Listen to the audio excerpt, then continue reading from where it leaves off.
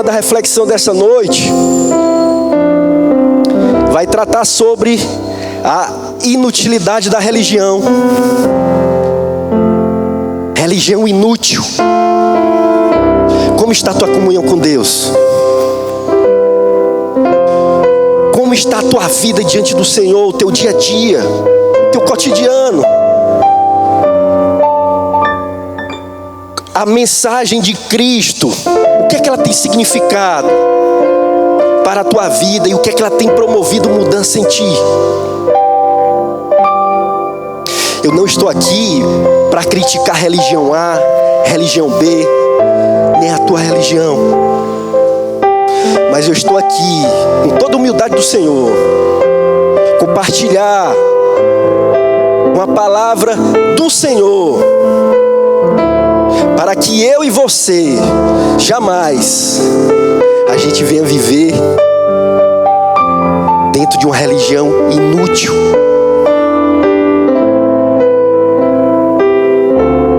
Eu costumo falar na escola bíblica que a graça do Senhor, ela não é barata não.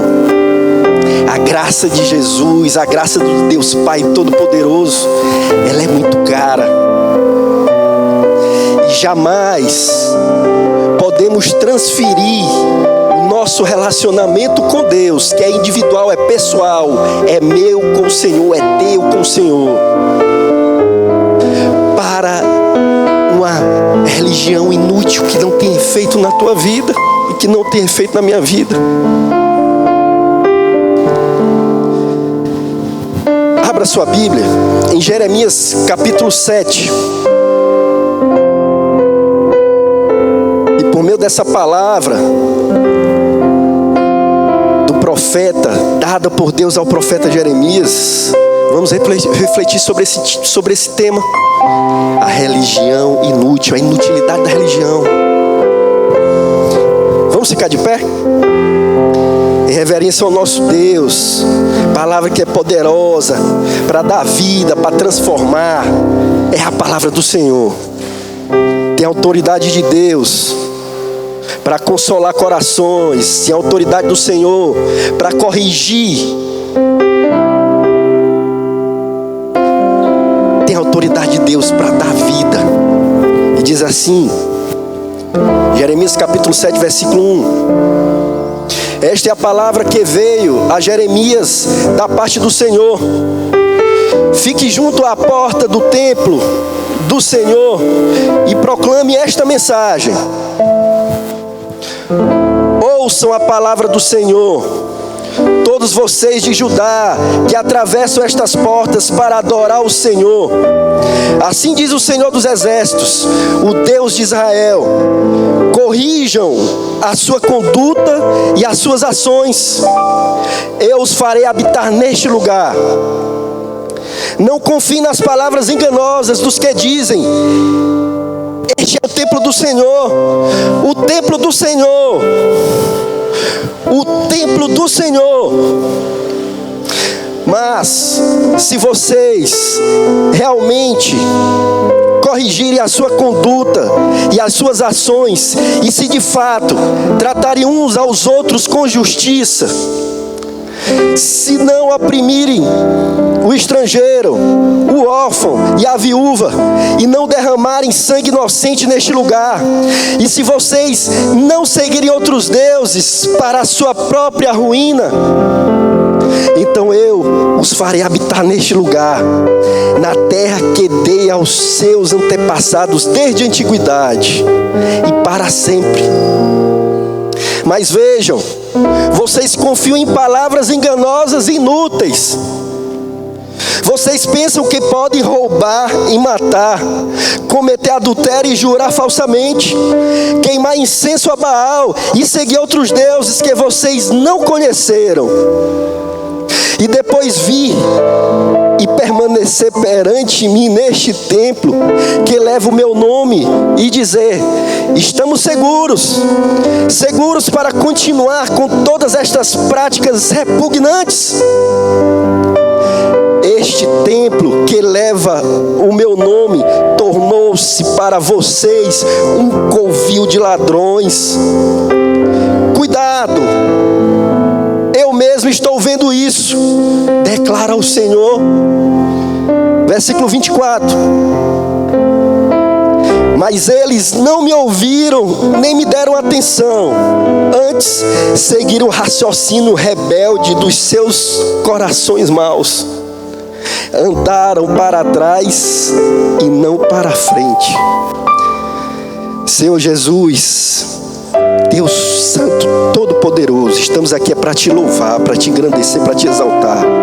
E aqui estamos para abrir os nossos corações, rasgar o nosso coração, para de fato a tua palavra entre e ela produz o efeito que vem de ti, para transformar as nossas vidas conforme a tua vontade. Teu Santo Espírito, o Espírito Santo de Deus, direcione cada palavra que vai ser ministrada aqui, com entendimento, com compreensão nos corações, para que a autoridade que é na tua palavra traga salvação, traga restauração, traga comunhão, traga libertação, traga vida em comunhão com o Senhor, com o Eterno. Essa é a oração que fazemos aqui, nesse lugar que tu se faz presente, e que possamos aqui ouvir a tua palavra, em nome do Senhor Jesus. Amém. Amém. Pode se assentar. Palavra do Senhor, palavra clara, direta, e que é necessário ouvirmos. A palavra religião, ela vem do termo latim religare, e ela traz o entendimento, uma semântica de entendimento aplicado, que a religião é o que nos liga com Deus. Isso é a semântica da palavra, do entendimento, a aplicação dela. O texto que nós lemos está dentro do contexto em que Deus fez uso da boca do profeta Jeremias. Profeta esse que o seu ministério desenvolvido em 40 anos no reino do sul, no reino de Judá. Para a gente lembrar um pouquinho da história de Israel, depois de Salomão, do reinado de Salomão, o seu filho, o reino de Israel foi dividido em dois. Reino de Israel, 11 tribos, onde a capital era Samaria. E o reino de Judá, onde a capital era Jerusalém. Ali existia uma divisão de reinos, e vários reis passaram a dirigir o povo de Deus. Alguns faziam a vontade do Senhor e faziam o povo a adorar a Deus, a viver em comunhão com o Senhor. Outros levavam o povo para uma vida de perdição, para uma vida que levava para a ruína, levava à corrupção, inclusive dos sacerdotes, bocas falsas, mentiras enganosas. Isso é a essência do pecado. O profeta Jeremias é conhecido como profeta chorão,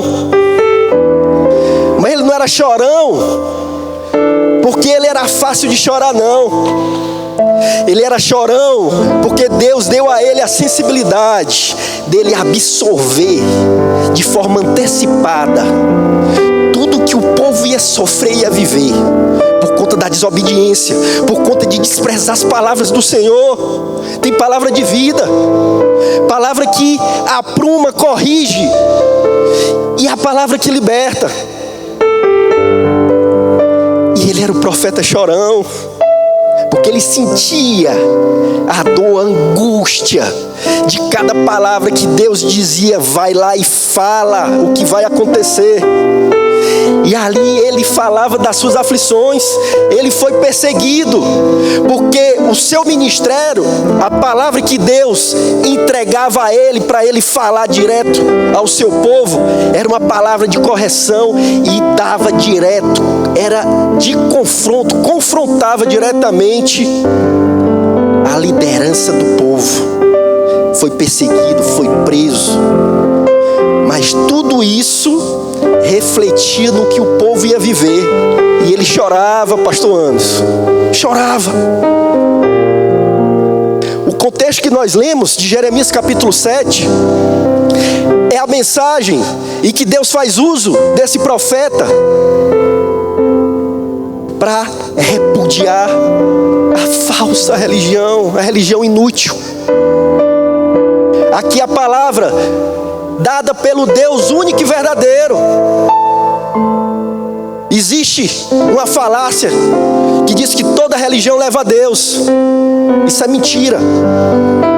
E aqui o texto que está falando é do Deus verdadeiro, o Deus Shema. Ouça, Deus é o único Senhor.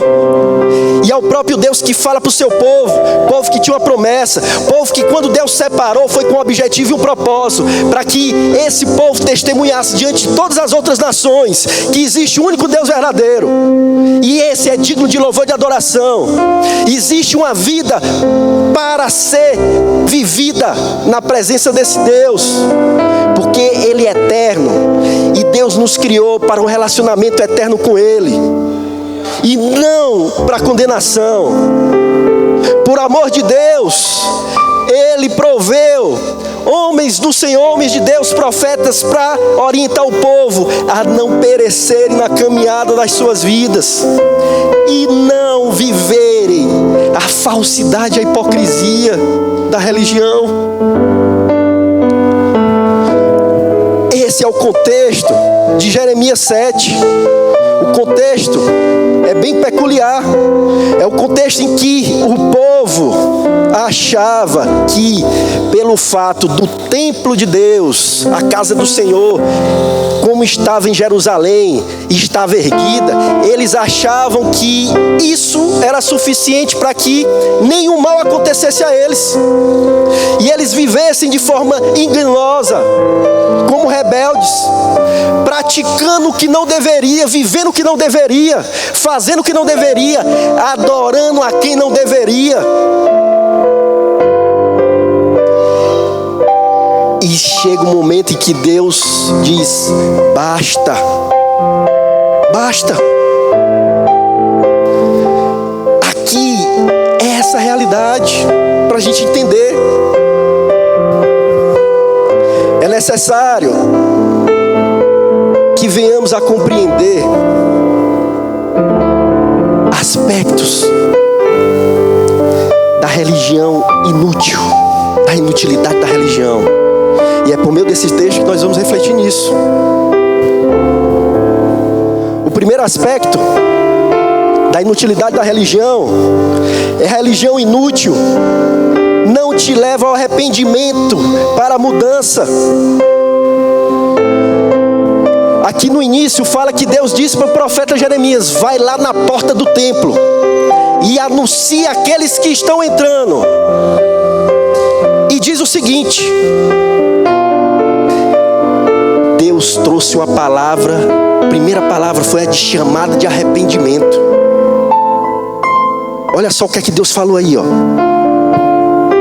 Corrijam a sua conduta e as suas ações, eu os farei habitar neste lugar. Versículo 4: não confie nas palavras enganosas dos que dizem: este é o templo do Senhor. O templo do Senhor, o templo do Senhor, Deus está aqui conosco.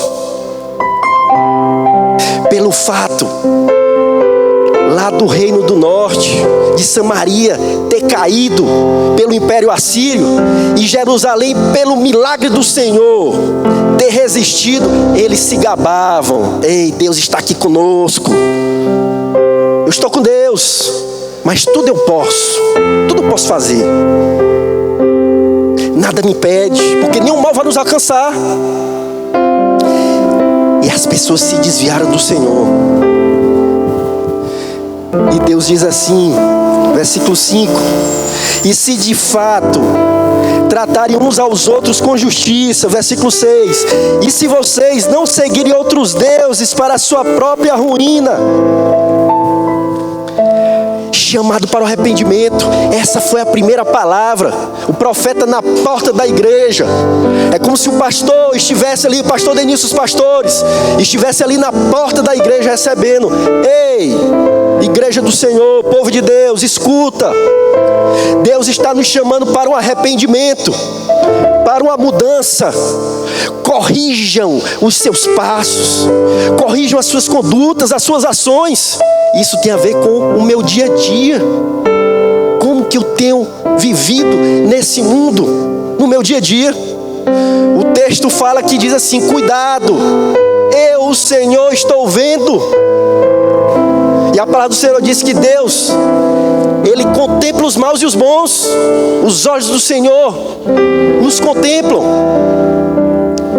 E aqui Ele fala de forma clara e direta, sem nenhum entendimento diferente. Eu te chamo para o arrependimento, para a mudança, para que a tua vida se preserve aqui neste lugar, na minha presença, em comunhão comigo, e nenhum mal venha te suceder. Essa foi a primeira mensagem, a primeira chamada.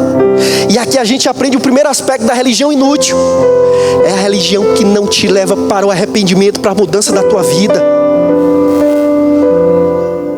Existem pessoas que são professas, nominalmente: eu sou cristão, mas a sua conduta de vida, o seu testemunho, o chamado do Senhor, o seu serviço é zero. Rejeitado pelo Senhor. A palavra que fala que é algo que rejeito. Vocês pensam que podem roubar e matar, cometer adultério e jurar falsamente, queimar incenso a Baal e seguir outros deuses que vocês não conheceram, e depois vir e permanecer perante mim neste templo que eleva o meu nome e dizer: estamos seguros para continuar com todas essas práticas repugnantes, diz o Senhor. Este templo que eleva o meu nome tornou-se para vocês um covil de ladrões. Forte essa palavra. Covil de ladrões, naquela época, era um lugar onde, depois que acontecia o assalto, os ladrões corriam e se escondiam em cavernas. E aqui Deus está falando: ei, vocês fizeram da minha casa um covil de ladrões e salteadores. Liderança que corrompeu esse povo, o povo que deixou a palavra de Deus, abandonou os princípios do Senhor, e vem se esconder aqui na minha casa, achando que nenhum mal vai te acontecer, porque esse lugar eu habito aqui. Enganoso é o coração do homem. Quem pode sondar esse coração? É só o Senhor. E Ele fala assim: eu não estou aqui para novamente criticar nenhuma religião, mas a palavra do Senhor, ela aponta o que é que não presta para nossas vidas. Se o teu caminhar não te conduz à mudança, à melhoria constante, nosso alvo é claro. Nós temos uma régua a seguir. E o apóstolo Paulo fala: sede meus imitadores, porque eu sou imitador de Cristo. A régua é Ele, o alvo é Ele. Viva como Ele, se assemelhe a Ele. Não somos perfeitos, mas Deus nos chama para segui-lo. E Deus está falando isso aqui para o seu povo: ei, eu estou te dando mais uma oportunidade. A oportunidade de tu se converter genuinamente. A oportunidade de tu corrigir os teus caminhos. Religião falsa, ela não te leva à mudança e arrependimento. Não te leva para a comunhão com Deus. O segundo aspecto da religião inútil é uma religião que não te leva a reconhecer a exortação de Deus, a não reconhecer a voz do Senhor. As pessoas aqui não entendiam, não ouviam, jogavam pedras naquele profeta, mandavam prender, dizer que era doido. mas era a boca de Deus. Deus ali falava de forma clara e direta: ei, estamos seguindo um caminho de morte. E ele sofria, angustiado, chorava, porque sabia o que é que o povo ia passar. Mas a inutilidade da religião de muitos ali impediram deles ouvirem a voz de Deus, de reconhecer: ei, o Senhor me chama para o arrependimento. Certa vez o Senhor Jesus foi confrontado por uns fariseus, e ele chegou e disse assim: ei, por que vocês não entendem a minha linguagem? Por que vocês não entendem o que eu falo para vocês? E Jesus mesmo responde: porque vocês são incapazes de ouvir a minha voz. O coração está fechado e está duro. A negação está operando, a autossuficiência, achando que eu posso viver distante de Deus e ser algo, conquistar algo. Tu pode até conquistar algo aqui nessa vida, mas por aqui vai parar. Esse é o engano que existia nesse contexto aqui de Jeremias. E muitos ali pereceram e continuaram caminhando nessa religião falsa. Aqui fala de mentiras, fala de adultério, fala de falso testemunho, fala de adoração a deuses falsos, de seguir outros deuses. Jeremias 44 fala da adoração da rainha do céu, fala da adoração de outros deuses. E o povo que conhecia a Deus diz assim: ei, vocês passaram a adorar falsos deuses que vocês nem conhecem.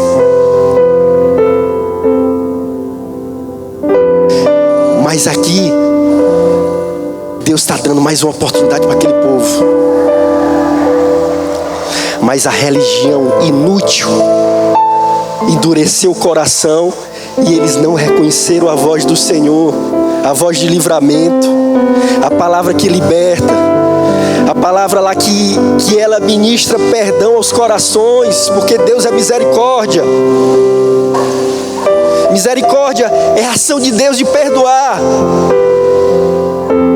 Ele tentava trazer a memória do povo: ei, se o meu povo, que se chama pelo meu nome, se humilhar e orar e me buscar e se arrepender dos seus maus caminhos, eu ouvirei dos céus, perdoarei os seus pecados e sararei a sua terra. É a última chance que foi dado aqui. Foi a última chance. E a religião falsa impediu deles adorarem o Deus verdadeiro, de estar em comunhão e de terem a vida preservada.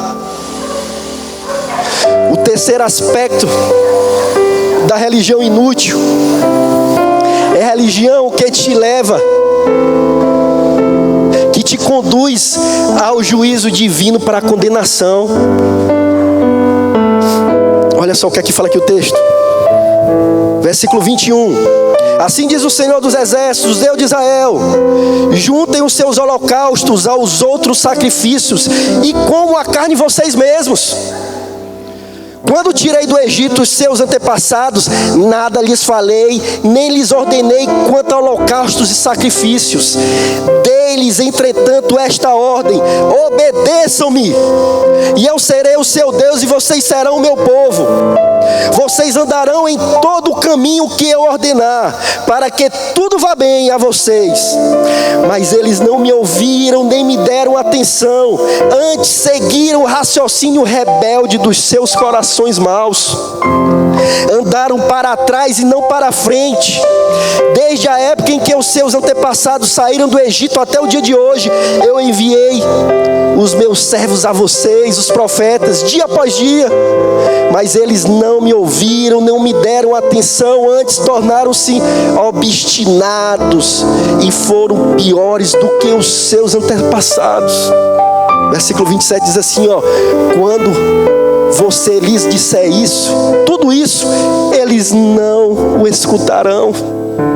A religião falsa vai impedir de entender, de escutar a voz de Deus. Quando você os chamar, não responderão. Portanto, diga a eles: esta é uma nação que não não obedeceu ao Senhor, ao seu Deus, nem aceitou a correção. A verdade foi destruída e desapareceu dos seus lábios. Cortem os seus cabelos consagrados e joguem-nos fora. Lamentem-se sobre os montes estéreis, pois o Senhor rejeitou e abandonou esta geração que provocou a sua ira. E o juízo de Deus veio sobre aquele povo. Aquela geração que recebeu a palavra de Deus, o último chamado para o arrependimento. Ele disse: olha, hoje, se vocês corrigirem-se diante de mim, mudarem a conduta de vocês, se arrependerem, hoje eu te digo que vocês vão permanecer aqui neste local. Babilônia nenhuma vai chegar aqui. O mal não vai alcançar, porque vocês estarão sobre a minha proteção, a minha guarda e a minha segurança. Da mesma forma como eu livrei lá dos assírios, assim Deus ia livrar também. Eu quero aplicar essa mensagem. A gente fez a exposição do texto, que é claro, ele fala por si só. Mas é necessário que a gente aplique para a nossa realidade hoje.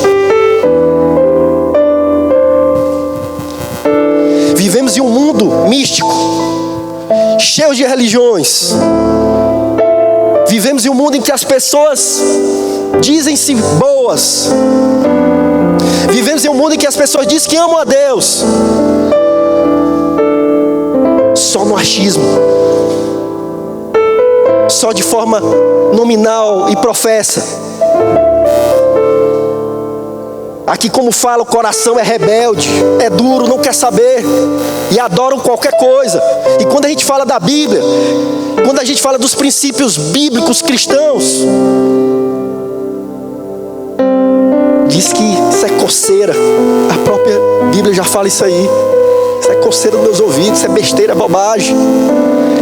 Essa geração que disse que era bobagem, para que o profeta, quando falou, foi uma geração que pereceu, morreu, sofreu, não viveu a bênção do Senhor. E é por isso que hoje, eu e você precisamos nos examinar. A minha fé, a minha vida diante de Deus é conduzida por uma religiosidade, por uma religião que não me move a mudança de vida. Se for, eu te digo: ei, hoje Deus te diz, meu filho, corrige os teus caminhos, muda de vida. Se tu mentir, não mente mais. Se tu roubava, não roube mais. Princípio do Evangelho, João Batista: eu sou a voz que clama no deserto, endireita o caminho do Senhor. E aí ele anunciava a confissão, o arrependimento dos pecados, para o batismo, o arrependimento, para preparar o coração, para que a palavra do Senhor Jesus viesse e entrasse ali e mudasse, transformasse aquelas vidas, para deixar de ser criatura, para ser filho de Deus.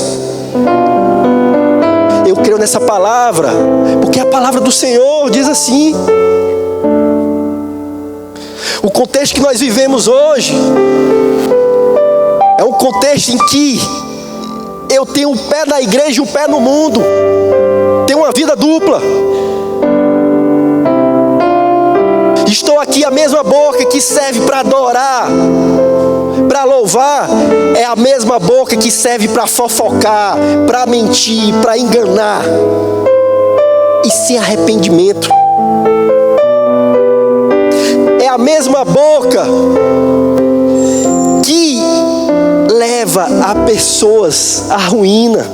Não tem palavra de bênção, só palavra de maldição. Mas depois eu visto a capa. Na hora que chega ali na porta da igreja, veste a capa.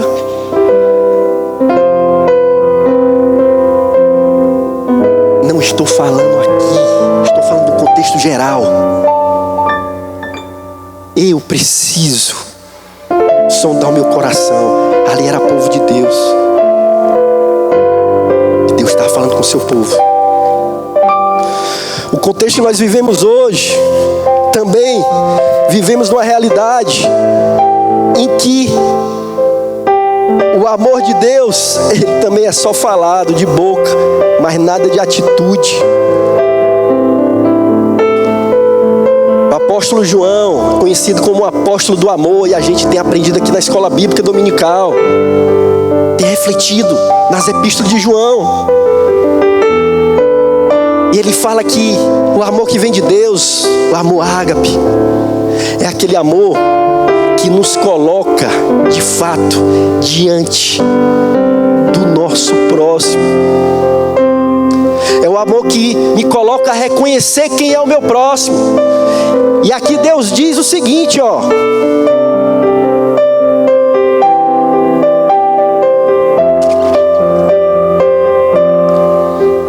E se de fato tratarem uns aos outros com justiça, Deus muda. Jesus, ele se colocou como o cabeça. Ei, vocês têm que me seguir. Para me seguir, tu tem que negar a ti mesmo. Nega a tua negação. A negação é uma disposição mental que muitas vezes existe em nós, que não nos deixa mudar de vida, que não nos deixa mudar de comportamento, mudar de atitude, e nos coloca no mesmíssimo lugar, continuando errando. Eu não reconheço o erro. Isso é a negação. A negação que nos engana, palavras falsas que vem e diz: esse é o templo do Senhor, Deus está contigo, Deus está contigo. Mas o profeta diz: enganoso. Isso é mentira. Não dê ouvidos a esses que falam assim. Não dê ouvido a esses pensamentos. A Bíblia ensina, diz, o salmista fala: sonda, Senhor, meu coração, vê se há algo ruim dentro de mim. Há quanto tempo que não nos colocamos de joelho na presença do Senhor e chorar e reconhecer: Senhor, eu tenho errado, corrija os meus caminhos, muda as minhas veredas, muda as minhas atitudes. Há quanto tempo que não nos colocamos à disposição de servir ao outro, ao próximo. Só enxergamos as nossas necessidades, as nossas realidades, mas não temos o amor para olhar para o outro e ver a realidade, e sabendo que Deus me colocou ele: ei, tu é a bola da vez, esse daí é o teu próximo, vai lá e usa de misericórdia com ele. Mas muitas vezes nós dizemos não, coração rebelde, rebelião, religião que nos conduz ao juízo de Deus, que nos conduz a uma adoração falsa, a uma idolatria. Muitas vezes essa idolatria é de nós mesmos, autossuficiência. Idolatria que muitas vezes dentro da igreja ela se coloca como: eu não ando em comunhão com a igreja, eu não sirvo na igreja, não tenho comunhão. Mas esse é o templo do Senhor, esse é o templo do Senhor, esse é o templo do Senhor. Mas eu não tenho comunhão com a igreja do Senhor. Eu não tenho experiência de servir a Deus com a igreja. Ah, mas eu faço lá em casa. A palavra do Senhor fala que nós somos um corpo de Cristo. Um corpo quando ele tem uma multiforme, tem vários membros, multiforme graça do Senhor de dons, que são entregues ao seu povo para servir nesse corpo, servir a igreja do Senhor, testemunhar da verdade de Deus. Isso a gente faz junto. Temos um chamado individual, mas temos um chamado junto de corpo de igreja. Temos que andar juntos. Pessoas que não se disponibilizam, pessoas ainda que não abriram de fato para entender que Deus disse assim: ó, diante das suas ofertas aí, pegue todas elas e comam vocês mesmos.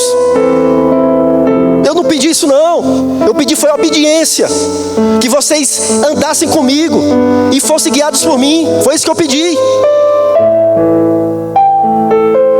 Qual é a tua resposta que tu tem dado para a tua religião? Como tu a enxerga? Ela tem te conduzido para a vida com Deus?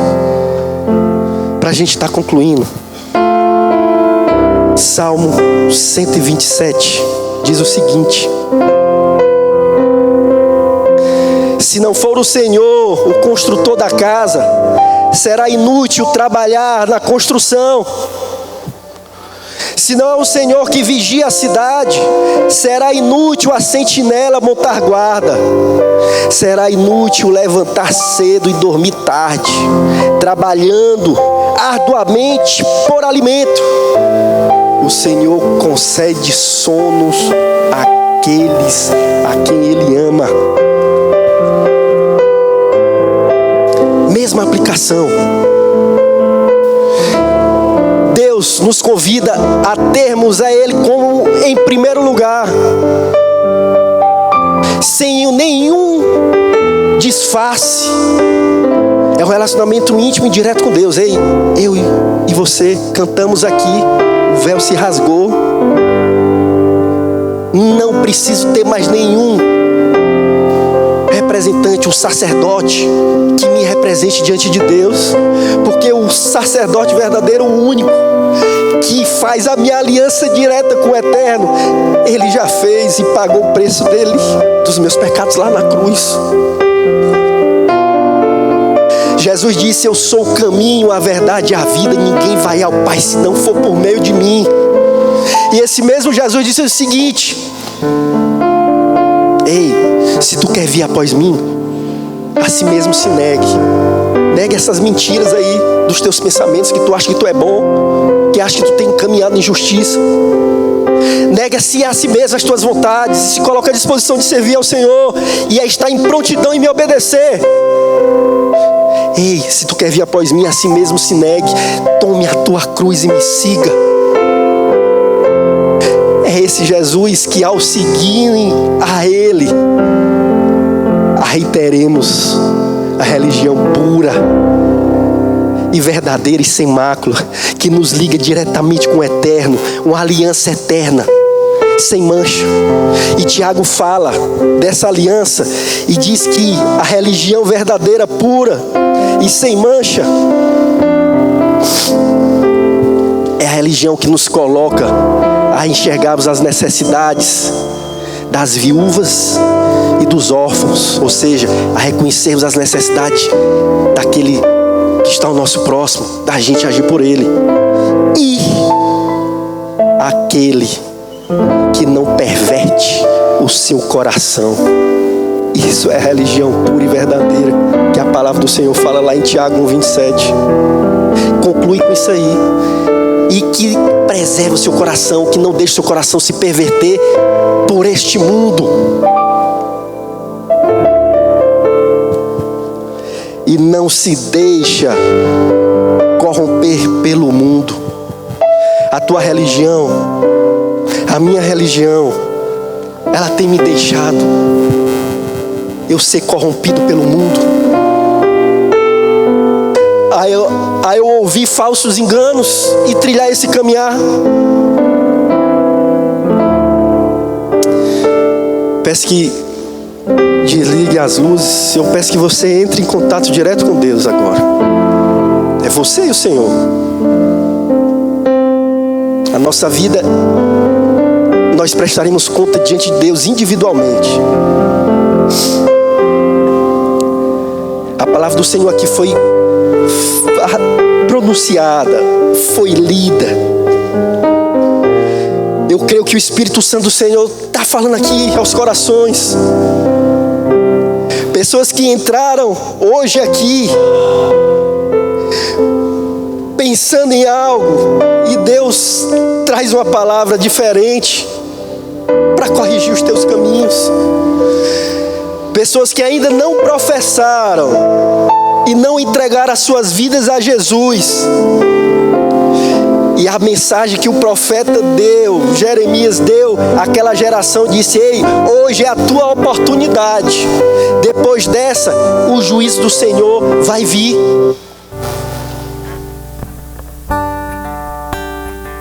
Eu tenho falado em alguns momentos para os meninos do Projeto Shema, em que há uma diferença entre oportunidade e tentação. A oportunidade é uma só, muitas vezes a gente perde ela, mas as tentações elas se repetem constantemente na nossa vida.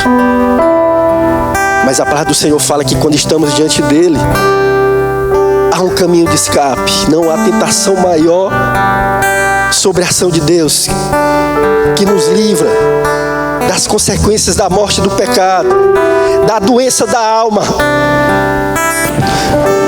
O Senhor, Ele nos convida ao arrependimento, à contrição, a chorar como o profeta Chorão chorou, a sentir a dor, a sentir o peso, a angústia de viver afastado de Deus, da sua bênção, do seu favor, e de ser oprimido pelo mundo